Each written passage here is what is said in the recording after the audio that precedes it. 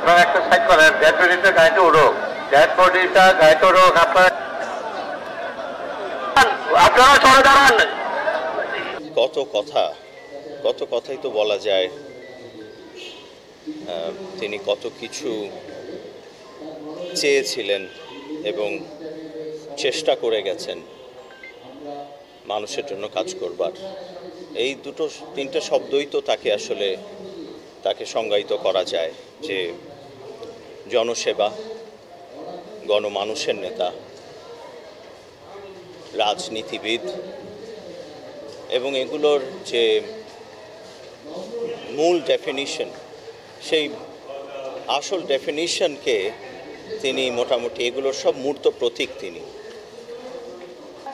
আমরা যেখানে যেখানে দাঁড়িয়ে আছি চট্টগ্রামে, সেখানেই তার স্পর্শ।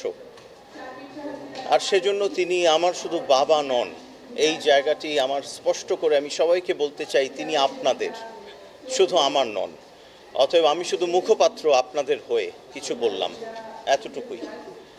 তিনি তাদের কাছেই ফেরত এসছেন এবং তাদের মাঝেই তিনি আবার সমাহিত হচ্ছেন।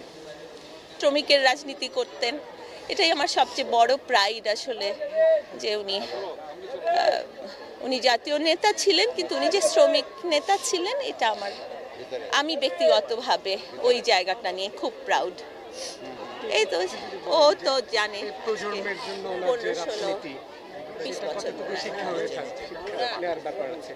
আমার বিয়ে 20 বছর, 20 বছরে তো উনি আমার আর শ্বশুর নেই, আমার বাবা, আমি আজকে এতিম। আমার কিছু বলার আর নেই। আমার মনে হয় পুরো দেশ একজন গার্জিয়ান হারালেন। মানে একটা মানুষ কখনো কাউকে হিংসা করেনি। আমি বিয়ের পর থেকেই তাই দেখলাম যে মানুষটি কখনো কেউ যদি তার পলিটিক্সে অনেক রকমের জিনিস থাকে, আমরা বরং অনেক সময় ভাবি এটা কেন হলো। উনি আমাদেরকে বলতেন যে আর না, নিশ্চয়ই কোনো কারণ ছিল, আমারই হয়তো দোষ ছিল।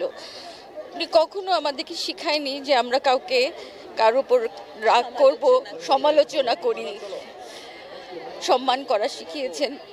আমার বাবা, আজকে আমি এতিম, আমরা আর কিছু তো বলার নেই।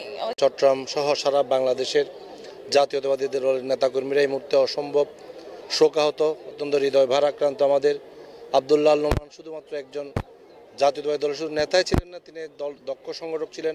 দলের অত্যন্ত দুঃসময়ে এরশাদের জামানায় এই পুরো চট্টগ্রাম বিভাগে জাতীয়তাবাদী দলকে তৃণমূল পর্যায়ে হাঁটি পা করে দলকে সংগঠিত করেছেন।